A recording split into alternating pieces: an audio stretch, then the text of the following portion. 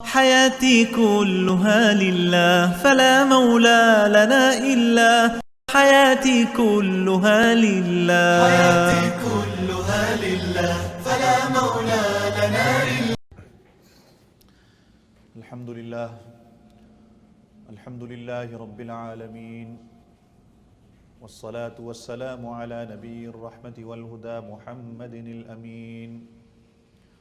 وعلى آله وأصحابه أجمعين ومن تبعهم بإحسان إلى يوم الدين. أما بعد، فأعوذ بالله من الشيطان الرجيم. بسم الله الرحمن الرحيم. من عمل صالحا من ذكر أو أنثى وهو مؤمن. وقال تعالى في مقام آخر: وعاشروهن بالمعروف. آمنت بالله صدق الله العظيم وصدق رسوله النبي الكريم ونحن على ذلك لمن الشاهدين والشاكرين والحمد لله رب العالمین. ایک مرتبہ سارے ساتھی ذوق اور شوق کے ساتھ درود شریف پڑھ لیں. اللہم صلی علی محمد النبی الأمی وعلی آلہ واصحابہ وبارک وسلم تسلیما کثیرا کثیرا. تمام تعریفیں اللہ وحدہ لا شریک کی، جو میرا آپ سب کا اور کل کائنات کا پروردگار ہے. بے شمار بے حساب لا تعداد درود و سلام امام الانبیاء فخر دو عالم سید کائنات حضرت محمد رسول اللہ، سب کہہ دیں صلی اللہ علیہ وسلم کی ذات اقدس پر، آپ کے گھر والوں پر، آپ کی اولادوں پر اور آپ کے تمام صحابہ پر.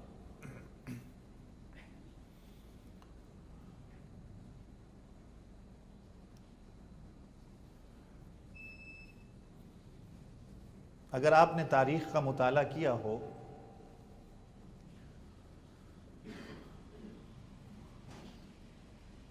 اسلام سے بھی پہلے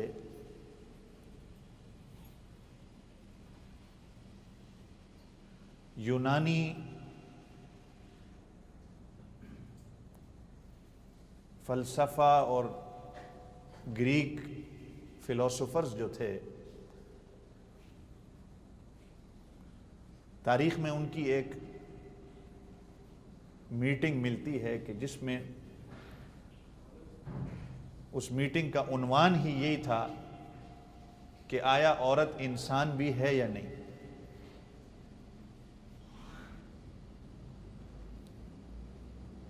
اس کا صرف ٹاپک یہ رکھا گیا کہ آیا عورت انسان ہے یا نہیں. کچھ لوگوں نے تو اتنا کہہ دیا کہ عورت انسان ہی نہیں، اور کچھ نے یہاں تک کہہ دیا کہ یہ جانور نما انسان ہے.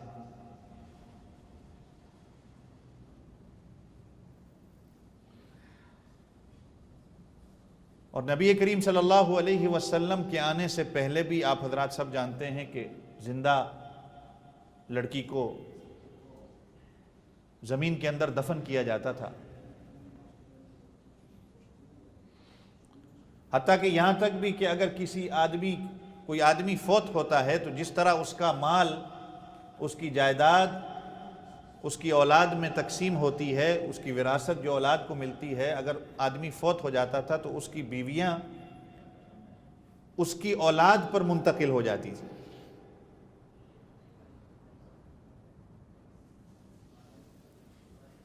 یعنی ایک عورت کو جو جوتی کی نوک اور ایک جانور سے بھی بدتر عورت کے ساتھ سلوک کیا جاتا ہے. لیکن نبی کریم صلی اللہ علیہ وسلم کے آنے کے بعد آپ صلی اللہ علیہ وسلم کی رحمت کیسے متوجہ ہوتی ہے کہ حضور اقدس صلی اللہ علیہ وسلم نے کہ فرمایا کہ اگر عورت بیٹی ہے تو وہ رحمت ہے، اگر وہ بہن ہیں تو وہ عزت ہے، ناموس ہے، اگر وہ بیوی ہے تو وہ آپ کی زندگی کا ساتھی ہے، اور اگر وہ ماں ہیں تو اللہ نے اس کے قدموں کے نیچے جنت رکھی ہے۔ یہاں تک کہ نہیں، آپ صلی اللہ علیہ وسلم نے فرمایا ایک بیٹی ہے رحمت ہے، جو اس کی پرورش کرتا ہے، اس کی دیکھ بھال کرتا ہے، اس کا فرض ادا کرتا ہے۔ 2 بیٹیاں ہیں، ان کی دیکھ بھال کرتا ہے، ان کی پرورش اچھی خاصی کرتا ہے، ان کا فرض ادا کرتا ہے۔ 3 بیٹیاں ہیں، ان کا حق ادا کرتا ہے، پرورش کرتا ہے، ان کا فرض ادا کرتا ہے، تو قیامت والے دن میرے ساتھ وہ اس طرح ہوگا جس طرح یہ 2 انگلیوں کے درمیان فاصلہ ہے۔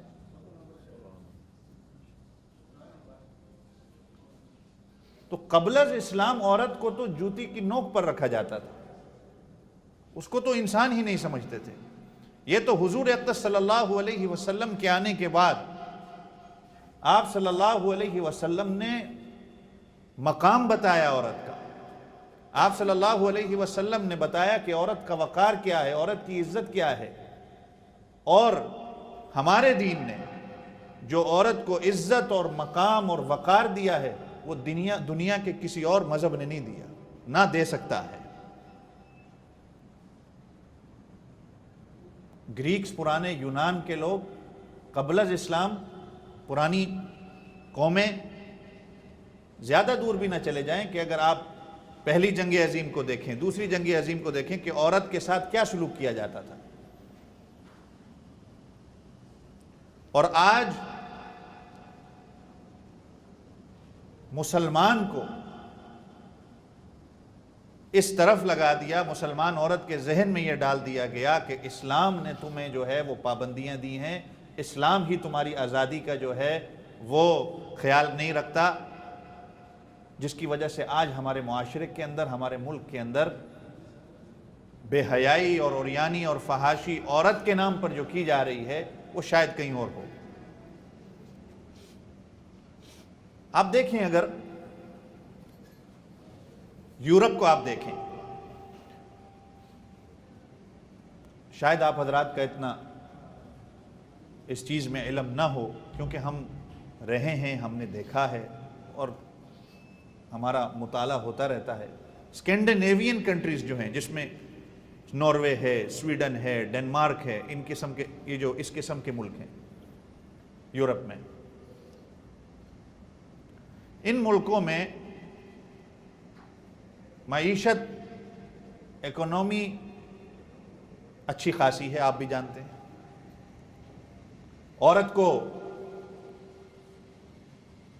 کوئی تنگی نہیں، مرد کو کوئی تنگی نہیں، حتیٰ کہ جس کے پاس کام نہیں ہے اس کو معاوضہ بھی دیا جاتا ہے، جس کے پاس گھر نہیں ہے اس کو گھر دیا جاتا ہے، جس کے پاس کھانے پینے کو کچھ نہیں ہے اس کو کھانا پینا دیا جاتا ہے۔ اور آتا ہے کہ اگر یہ اسکینڈینیوین کنٹریز، یورپ کے جو ممالک ہیں، اگر یہ 10-12 سال بھی ان کے ملک کی آبادی جتنی ہے، یہ 10-12 سال اس ملک میں رہنے والے لوگ جتنی آبادی ہے، اگر وہ کام نہ کریں 10 سال تک وہ بیٹھ کے کھا پی سکتے ہیں، اتنا پیسہ ہے ان کے پاس، کوئی مشکل نہیں ہے ان کے لیے۔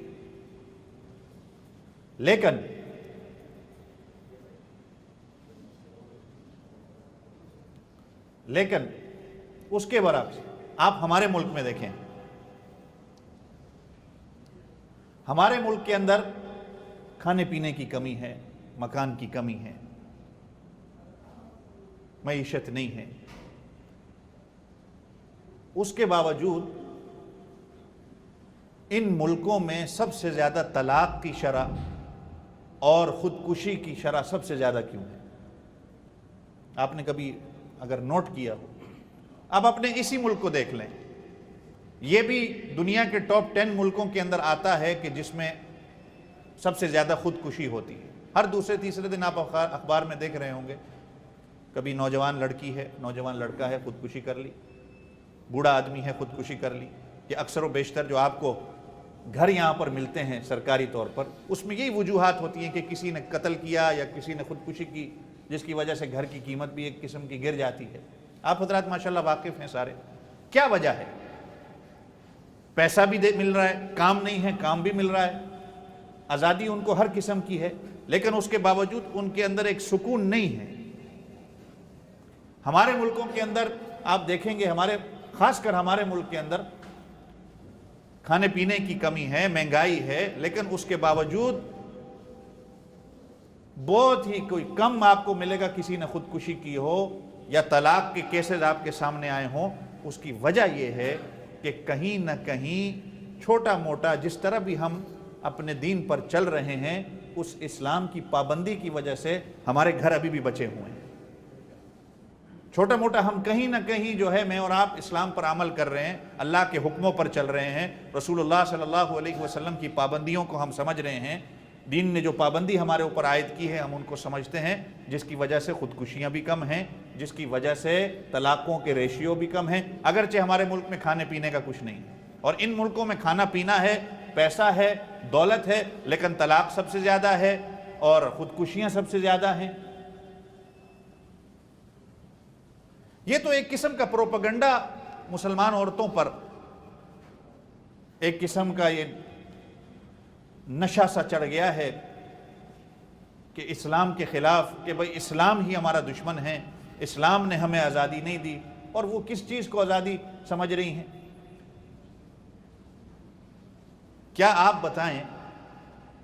اگر ان ملکوں میں، یورپ میں بھی آپ دیکھیں گے، یہاں پر بھی شاید آپ دیکھیں گے، ایک آدمی کنسٹرکشن کا کام کرتا ہے، اپنی کمر پر ہیوی سامان رکھتا ہے، بوریاں اٹھاتا ہے، تو کیا آپ یہی چاہتے ہیں کہ ہماری مائیں بہنیں بھی اپنے کمر پر بوریاں اٹھا کر یا کنسٹرکشن کرنے والی بنیں؟ یا پاکستان میں ہمارے دیکھ لیں، ہمارے جو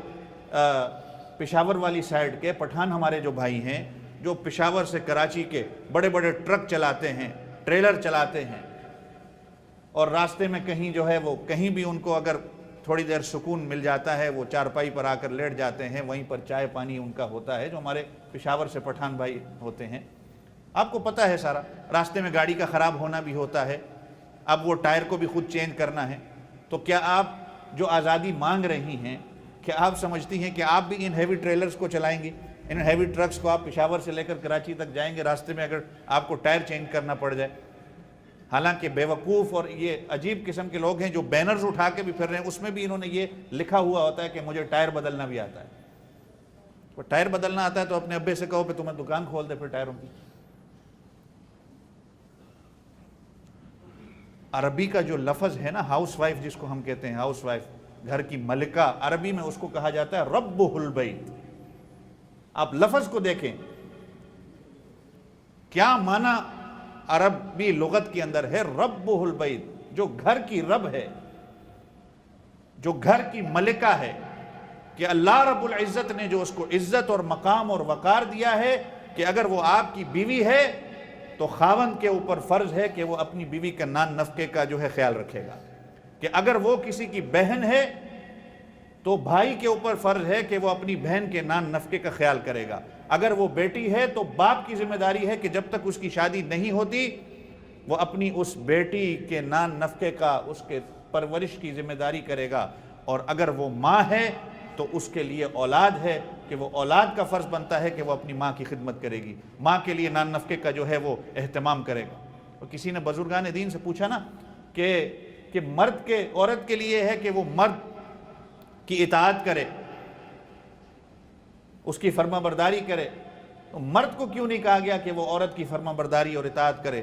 تو اس بزرگ نے پوچھا اس عورت سے کہ آپ کے بچے کتنے ہیں؟ کہا میرے 3 بیٹے ہیں۔ کہا اللہ نے تجھے ایک کی فرما برداری کرنے کا کہا، تو اس ایک کی فرما برداری کر، تیرے لیے جنت ہے، باقی 3 کو اللہ نے تیرے ماتحت کر دیا، جب تک وہ 3 تیری پرورش نہیں کریں گے، تیرا خیال نہیں رکھیں گے، ان 3 کے لیے بھی پھر جنت کا فیصلہ نہیں ہو سکتا۔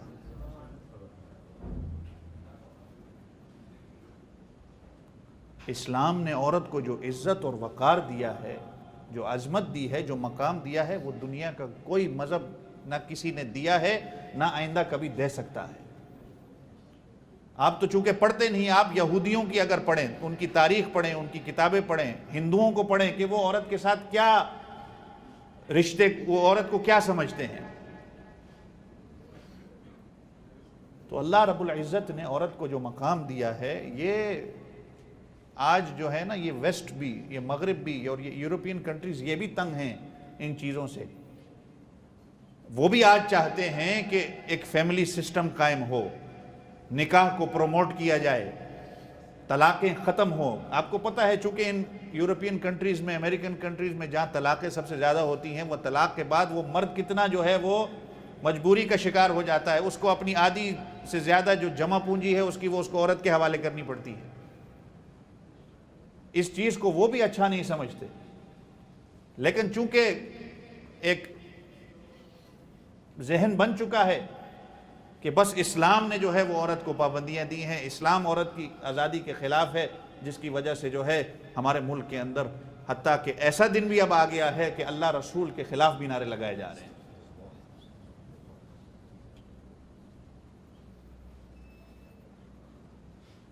عورت بچی تو جب پیدا ہوتی ہے تو اللہ نے تو کہہ دیا کہ گھر کے اندر رحمت آ گئی،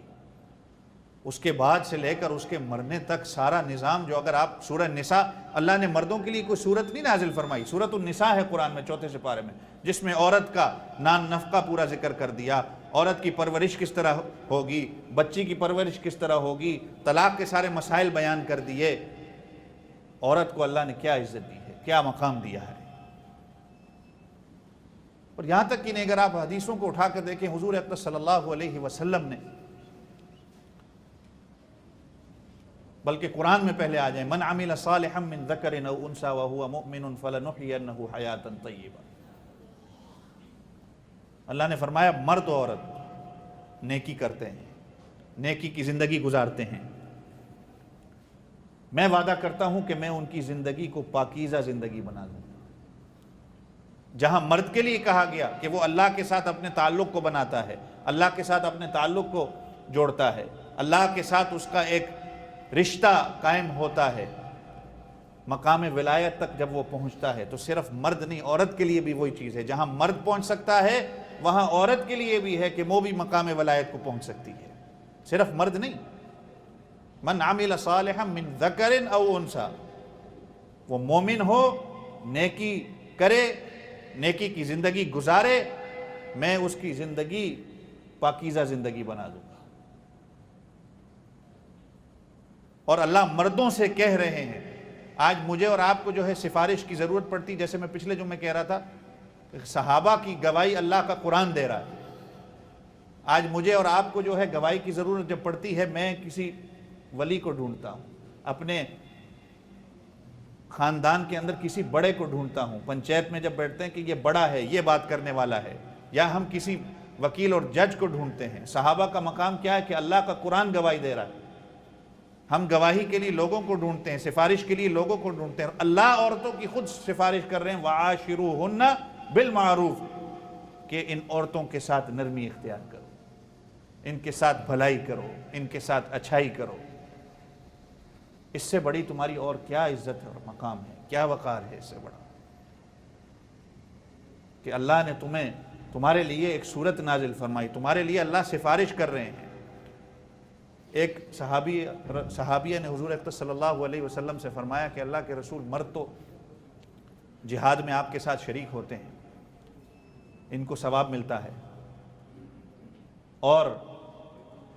یہ مسجد میں تکبیر اولیٰ کے ساتھ نماز پڑھتے ہیں، ان کو ثواب ملتا ہے، ہمارے لیے نہ تو جہاد ہے، نہ ہم مسجدوں کے اندر جا سکتی ہیں۔ حضور اقدس صلی اللہ علیہ وسلم نے کیا فرمایا؟ فرمایا کہ جو عورت اپنے بچے کی وجہ سے پوری رات کو جاگتی ہے، اپنے بچے کی وجہ سے جس کو رات سونا نصیب نہ ہو، جاگے ہی رہے،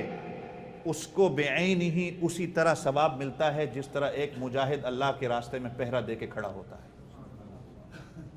ہم تو اپنی عورتوں کو بتاتے نہیں ہیں، سب سے پہلی بات ہمیں تو خود علم نہیں ہے، یہاں تک نہیں۔ پھر آپ صلی اللہ علیہ وسلم نے فرمایا کہ جو عورت گھر میں نماز پڑھتی ہے، اس کو اسی طرح ثواب ملتا ہے جس طرح مرد مسجد میں جا کر تکبیر اولیٰ کے ساتھ نماز پڑھتا ہے۔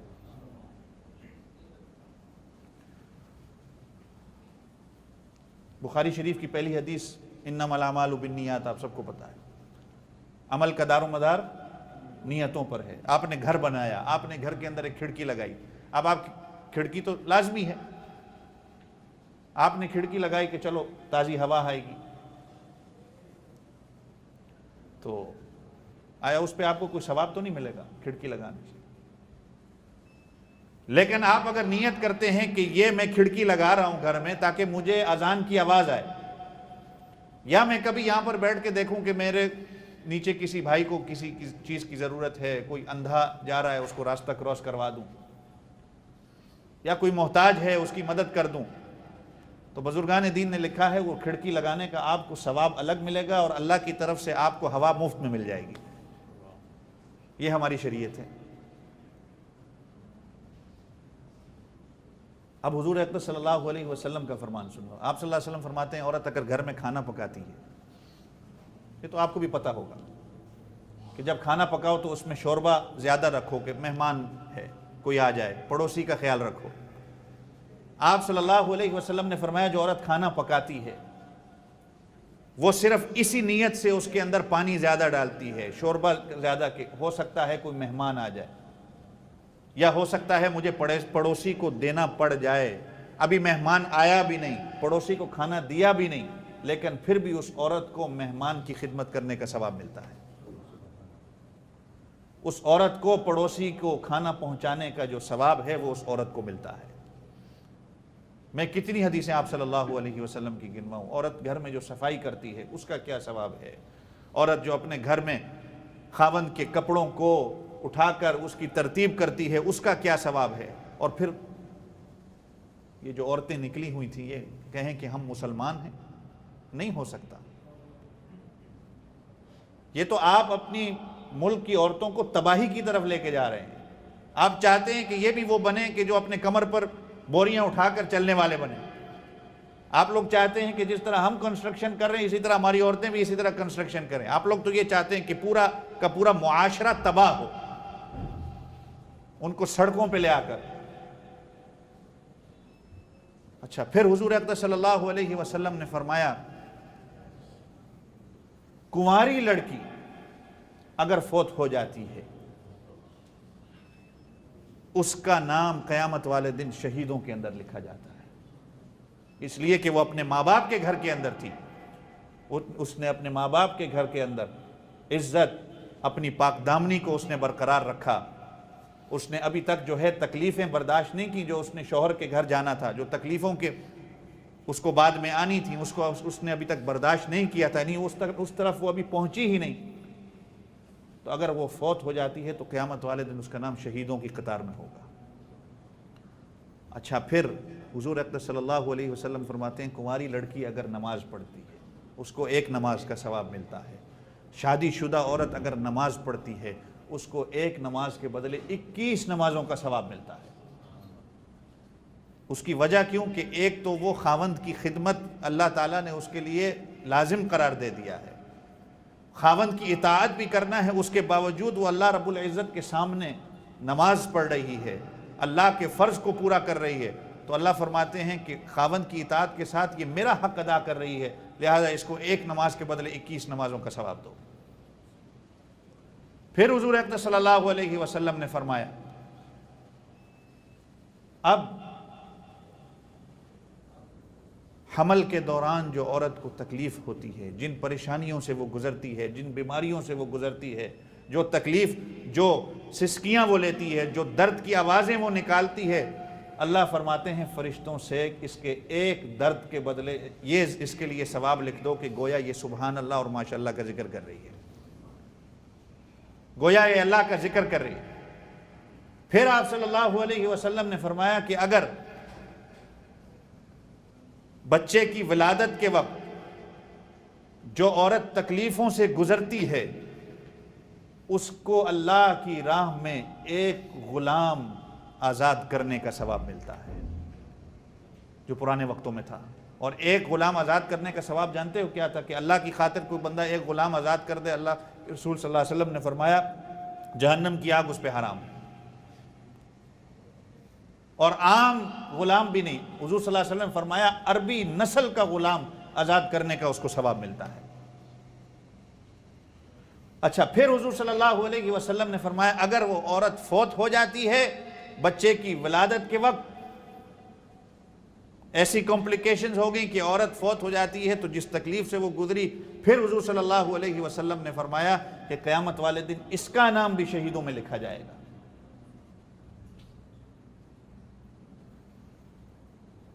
اس کے بعد تو کتنی کتنی اور حضور اقدس صلی اللہ علیہ وسلم کی حدیثیں ہیں کہ بچے کو اگر اللہ کا نام سکھاتی ہے، بچے کو حافظ بناتی ہے، وہ آپ حضرات سب جانتے ہیں، مجھے دہرانے کی اس کی کوئی ضرورت نہیں ہے۔ ہمارے دین کے اندر تو کتنے مسائل شریعت کے ایسے آئے جو عورتوں کی وجہ سے ہوئے، عمرہ حج کے کتنے مسائل ہیں جو عورتوں کی وجہ سے ہوئے۔ آج کہتے ہیں کہ اسلام نے عورت کو جو ہے وہ پابند کر دیا ہے، عورت جو ہے وہ خاوند کی خدمت اس کے لیے لازمی نہیں ہے، وہ چاہتی ہیں کہ طلاق برپا ہو، پورے پاکستان کے اندر طلاق کا جو ہے وہ ریشیو بڑھ جائے، سب کے گھر تباہ و برباد ہو جائیں کہ خاوند کی خدمت کرنے کے بجائے یہ جہازوں میں لوگوں کی خدمت کرنے والی بن جائیں، یا کال سینٹر میں بیٹھ کر اپنے خاوند کی خدمت کرنے کے بجائے اپنے باس کی خدمت کرنے کے لیے یہ ہوں۔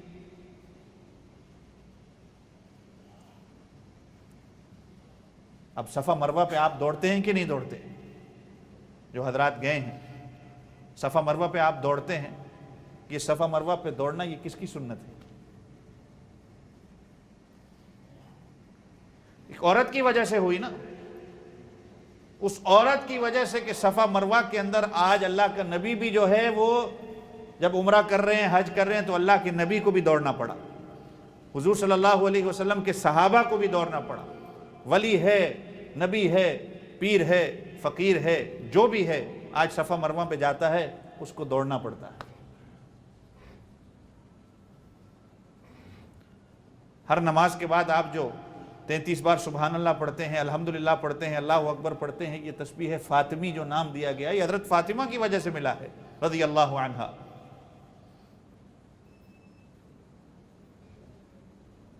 لیکن کیا پروپیگنڈا دے دیا کہ جی عورتوں کو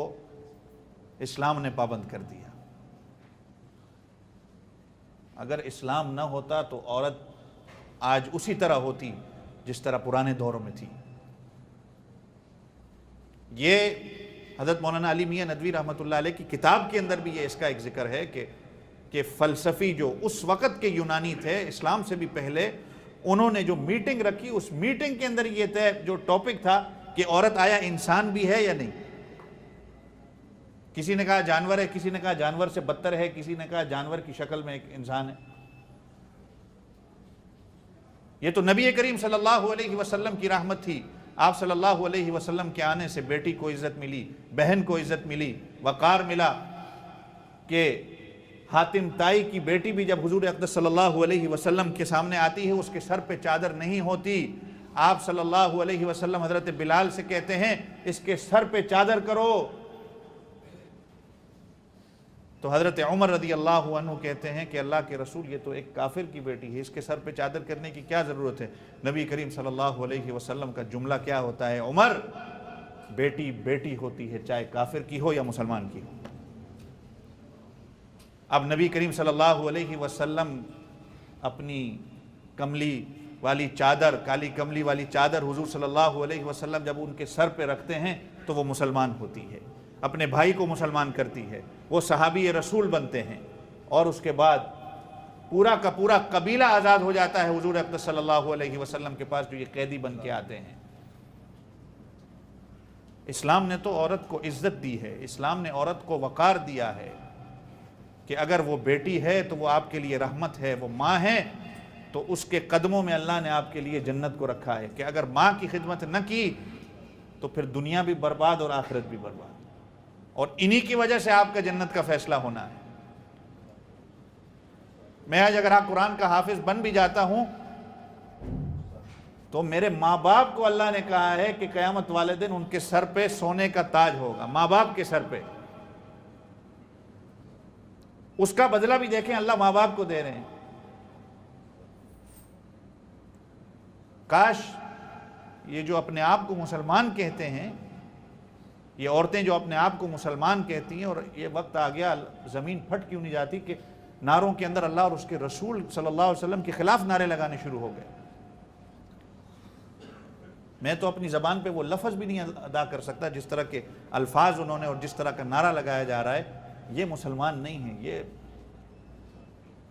فاحشات ہیں جو بے حیائی، عریانی اور فحاشی کو اپنے ملک کے اندر لانا چاہ رہے ہیں، کہ ملک کے اندر کسی قسم کی تباہی ہو، ملک کے اندر طلاق بڑھے، ملک کے اندر جو ہے وہ ایک قسم کا خودکشی کے ریشیو بڑھ جائیں۔ میں نے آپ سے کہا نا کہ آپ دیکھیں ان ملکوں کے اندر سب کچھ ہے، یورپین کنٹری کے اندر پیسہ ہے، سب کچھ ہے، لیکن اس کے باوجود طلاق بڑھتی جا رہی ہے، اس کے باوجود جو ہے عورتیں خودکشیاں کرتی جا رہی ہیں، مرد خودکشیاں کر رہے ہیں۔ ہمارے معاشرے کے اندر یہ خودکشیاں کم کیوں ہیں، طلاقیں کم کیوں ہیں؟ کیونکہ چھوٹا موٹا آج بھی ہم دین پر عمل کرتے ہیں، آج بھی ہم دین کو سمجھتے ہیں، تھوڑا بہت جتنا بھی ہے ہم اس پر عمل کر رہے ہیں، اسلام کی پابندیوں کو سمجھ رہے ہیں۔ اسی پابندی کی برکت سے اللہ نے ہماری گھر کی عورتوں کو محفوظ رکھا ہے، اور اللہ محفوظ رکھے، اور اللہ ان لوگوں کو ہدایت دے، ان عورتوں کو ہدایت دے جو اسلام کے مخالف نعرہ لگاتی ہیں، جو سمجھتی ہیں کہ اسلام نے عورت کو کوئی عزت نہیں دی، اسلام نے عورت کو کوئی وقار نہیں دیا۔ فقہا نے لکھا ہے، اگر آپ میں بات ختم کر دوں،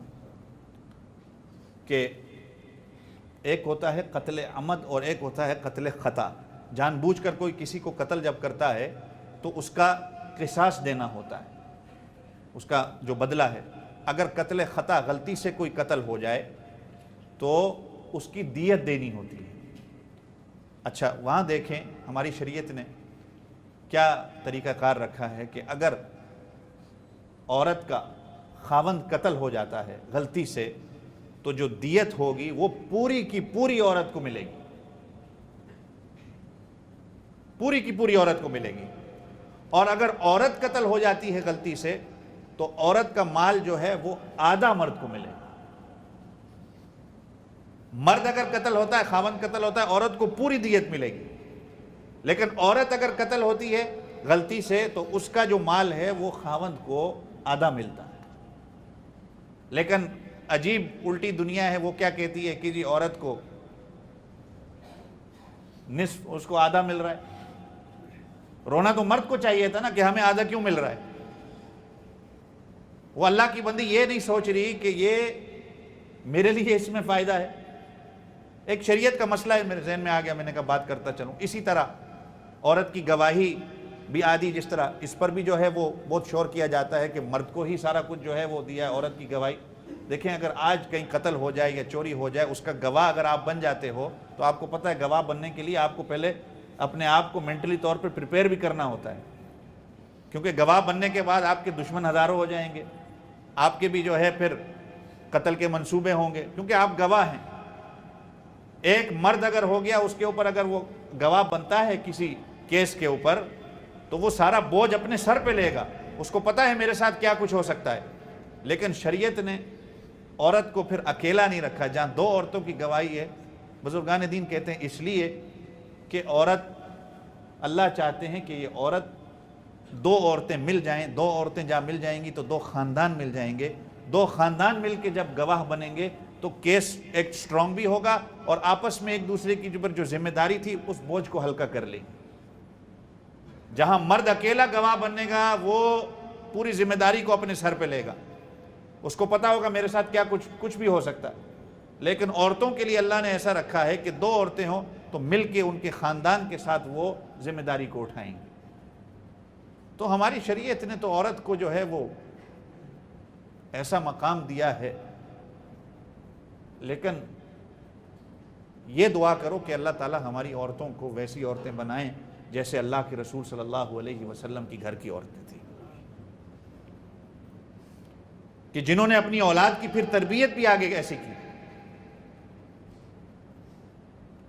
کہ حضرت فاطمہ رضی اللہ عنہا کے بارے میں آتا ہے کہ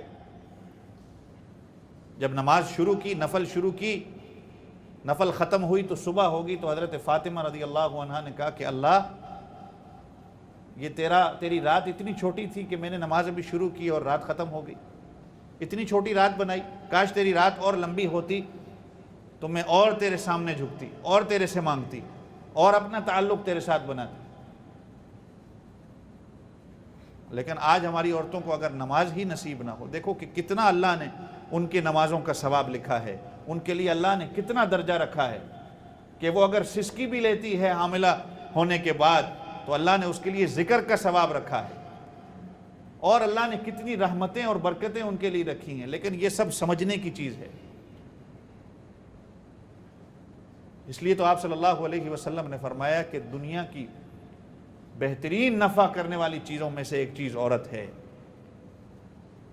اور اس کے برعکس فرمایا کہ شیطانوں کے تیر میں سے ایک عورت کا تیر بھی ہے، کہ میں اپنی امت کے فتنے میں دو چیزوں سے ڈرتا ہوں، ایک وہ فتنہ مال کا ہے اور دوسرا عورت کا ہے، کہ اگر یہ بنتی ہے تو پھر یہ نسل کو سنوارتی ہے، اور اگر یہ بگڑ جائے تو پھر پوری کی پوری نسل بگڑ جاتی ہے۔ اللہ تعالیٰ مجھے آپ سب کو عمل کرنے کی توفیق عطا فرمائے۔ وآخر دعوانا ان الحمد للہ رب العالمین۔ قاری محمد طیب قاسمی کے یوٹیوب چینل کو سبسکرائب کریں اور بیل آئیکن پر کلک کریں۔